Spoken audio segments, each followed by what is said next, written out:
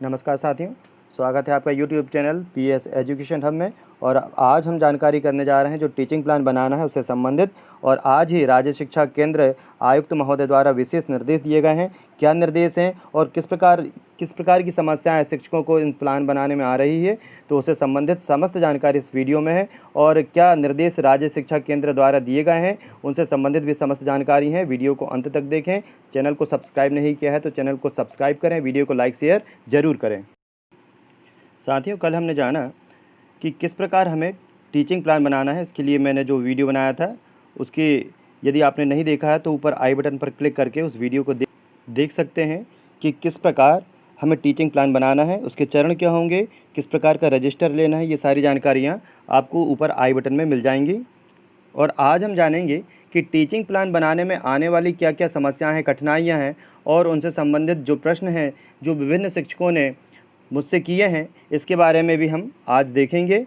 कल इससे संबंधित जो वीडियो बनाया है उसमें किसी प्रकार की यदि आपको परेशानी है तो आप कमेंट्स बॉक्स में प्रश्न कर सकते हैं। इसके बारे में सारी जानकारी बता दिया हूँ। आज हम प्रश्न पे जानेंगे कि क्या क्या समस्याएं शिक्षकों के सामने आ रही हैं इस टीचिंग प्लान को बनाने में। कुछ शिक्षकों ने मुझसे प्रश्न किया है कि यह जो लेसन टीचिंग प्लान है यह किन कक्षाओं के शिक्षकों को बनाना है। तो ये जो आदेश के अंतर्गत है इसमें कक्षा 1 से लेकर के कक्षा 10 तक के शिक्षक जो हैं उन्हें यह टीचिंग प्लान बनाना है। वैसे तो उसमें ऐसा कोई निर्देश नहीं दिया है, किंतु उसमें एक लाइन आई है कि कक्षा 1 से 10 तक के जो है गणित की जो संक्रियाएँ हैं जो पुस्तक के पीछे दी गई हैं इससे संबंधित लेसन प्लान बनाना है। दूसरा मेन कारण यह है कि आखिर टीचिंग प्लान बनाने का कारण क्या है। तो वर्तमान में जो गणित और विज्ञान की जो पुस्तकें हैं वो एनसीईआरटी द्वारा संचालित की गई हैं, जिसमें सिलेबस जो है वो पूर्णतः बदल गया है। अब इसे बच्चों को किस प्रकार पढ़ाना है और किस प्रकार उन्हें समझाना है, इस उद्देश्य से शिक्षक इससे परिचित हो जाएंगे। जब वो टीचिंग प्लान बनाएंगे तो वे सिलेबस से परिचित हो जाएंगे और वे अवधारणाओं को समझ जाएंगे कि इससे किस प्रकार बच्चों को पढ़ाया जा सकता है। शिक्षा नीति के अंतर्गत है, आपको हिंदी यानी हिंदी ही पढ़ना है, उसमें कोई सामान्य विशेष नहीं होगा। इसी प्रकार जो अंग्रेजी होगी वह भी एक ही प्रकार की होगी। इसमें भी एनसीईआरटी की जो बुक होंगी वो लागू हो जाएंगी। इसलिए अब जो टोटल कोर्स होगा वो एनसीईआरटी के द्वारा ही जो दिया जाएगा सिलेबस वही बच्चों को पढ़ाना है। तो इससे परिचित होना बहुत ज़रूरी है कि इन पुस्तकों में क्या है, किस प्रकार बच्चों को पढ़ाना है, क्योंकि इसकी अवधारणाएँ पूर्णतः अलग हैं।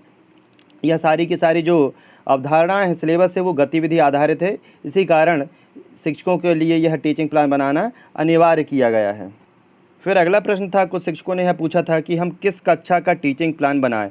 तो विशेष रूप से आप जिस कक्षाओं को पढ़ा रहे हैं, जिन कक्षाओं को पढ़ा रहे हैं उन कक्षाओं में जो आप विषय पढ़ा रहे हैं तो किसी एक विषय से संबंधित सभी पाठों का, जितने भी पाठ हैं उन पाठों का आपको लेसन प्लान बनाना है।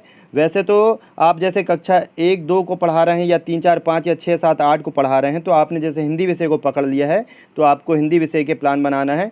यदि फिर भी आप ज़्यादा कक्षाओं का नहीं बना पा रहे हैं तो कम से कम एक कक्षा के सभी पाठों का प्लान बना करके आपको तैयार रखना है, जिससे आपका जब अवसर आए प्रस्तुतिकरण का उस समय आप जो आपने बनाया है उस हिसाब से आप प्रस्तुतिकरण कर सकें। और यदि आपके पास समय है तो आप एक से अधिक कक्षाओं का प्लान बना सकते हैं और एक से अधिक विषयों का प्लान भी आप बना सकते हैं। कुछ शिक्षकों के प्रश्न यह थे कि किस विषय का टीचिंग प्लान बनाना है। तो विषय का निर्धारण जो है वो शिक्षकों की संख्या पर आधारित होगा। यदि आपकी कक्षा क्लास में स्कूल में केवल एक ही शिक्षक है तो उसको प्राथमिक रूप से जो है उसको गणित का प्लान बनाना है। यदि आपके विद्यालय में 2 शिक्षक हैं तो पहला एक शिक्षक आपका गणित का प्लान बनाएगा, दूसरा आपका हिंदी का बनाएगा। यदि आपके स्कूल में 3 शिक्षक हैं तो आपका एक शिक्षक है वो गणित का बनाएगा, दूसरा हिंदी का बनाएगा और तीसरा जो है वो ईवीएस का बनाएगा। यदि प्राथमिक स्तर पे आपके स्कूल में 4 शिक्षक हैं तो पहला शिक्षक जो है वो बनाएगा गणित का, दूसरा हिंदी का, तीसरा ईवीएस का और चौथा आपका अंग्रेजी का बनाएगा। इस प्रकार अंग्रेजी को जो है वो अंत में रखा गया है। और यदि मिडिल स्कूल है तो मिडिल स्कूल में यदि इसी क्रम में चलना है, यदि 4 शिक्षक हैं तो जो चौथा शिक्षक है वो अंग्रेजी की जगह जो है वो सामाजिक विज्ञान का बनाएगा। और यदि 5 शिक्षक हैं तो फिर 5वां शिक्षक जो होगा वो इंग्लिश का बनाएगा। यानी कि आपको जो अंग्रेजी है वो सबसे अंत में रखना है और इसके पहले जितने भी विषय हैं प्राथमिक रूप से आपको गणित लेना है, फिर हिंदी लेना है, हिंदी के बाद ईवीएस लेना है, ईवीएस के बाद सामाजिक विज्ञान लेना है और उसके बाद फिर अंग्रेजी लेना है। उसके बाद भी यदि और टीचर हैं तो फिर वे संस्कृत और अन्य जो भाषाएं हैं उनके लेसन टीचिंग प्लान बनाए जा सकते हैं। कुछ शिक्षकों का प्रश्न था कि हमें सामाजिक विज्ञान की जो है वो टीचिंग प्लान बनाना है सर, किस प्रकार बनाएं।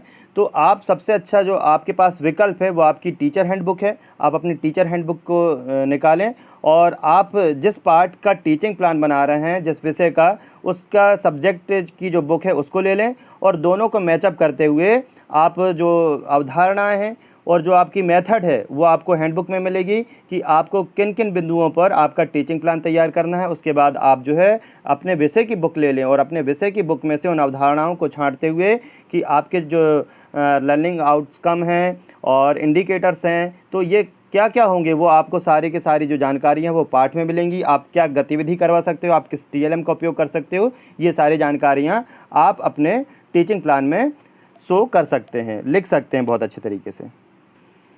आज आयुक्त महोदय द्वारा एक बहुत ही आवश्यक VC की गई है, जिसमें इस टीचिंग प्लान से संबंधित बहुत सारे निर्देश, जानकारियाँ दी गई हैं। साथ में यह भी बताया गया है कि यदि शिक्षक इसको नहीं कर रहे हैं, उदासीनता बरत रहे हैं, तो बहुत कठोर कार्यवाही की जाएगी। साथ ही यदि कोई टीचर इसमें कॉपी करता है, यदि अन्य शिक्षक की जो कि त्यों कॉपी उतार देता है, तो दोनों के विरुद्ध कार्रवाई की जाएगी। और भी क्या बताया गया है, उसके पहले मैं आपसे एक निवेदन करना चाहूँगा कि चैनल को अभी तक कि आपने यदि सब्सक्राइब नहीं किया है तो चैनल को सब्सक्राइब करें और वीडियो को लाइक शेयर ज़रूर करें। और अगले वीडियो में हम देखेंगे कि जो विभिन्न वर्ड यूज़ किए जाते हैं, जैसे पेडागॉजी है या लर्निंग आउटकम है, इंडिकेटर्स हैं और NS है, ये क्या है। तो अगला जो वीडियो रहेगा इससे संबंधित रहेगा।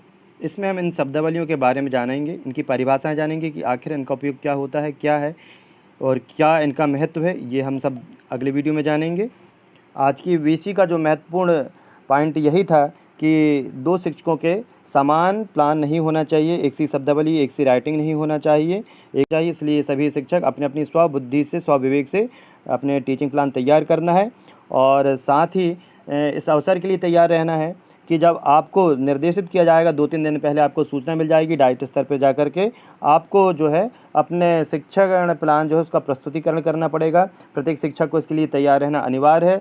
विशेष रूप से BSc और CSE के लिए यह अनिवार्यता रहेगी कि अपने स्नातक स्तर पर वे अपने प्लान तैयार करें और उसके प्रस्तुतिकरण के लिए वे तैयार करें। यदि किसी प्रकार की कोई प्रॉब्लम आती है तो आप कमेंट्स बॉक्स में पूछ सकते हैं और किसी भी प्रकार का आपके अंदर प्रश्न है और जिज्ञासा है तो आप उसको कमेंट बॉक्स में पूछ सकते हैं। वीडियो अच्छा लगा हो तो लाइक शेयर ज़रूर करें। इस चैनल पर नए हैं, अभी तक चैनल को सब्सक्राइब नहीं किया है तो चैनल को सब्सक्राइब कर लें, जिससे शिक्षा और कर्मचारियों से संबंधित समस्त जानकारी आपको इस चैनल पर उपलब्ध होगी। धन्यवाद।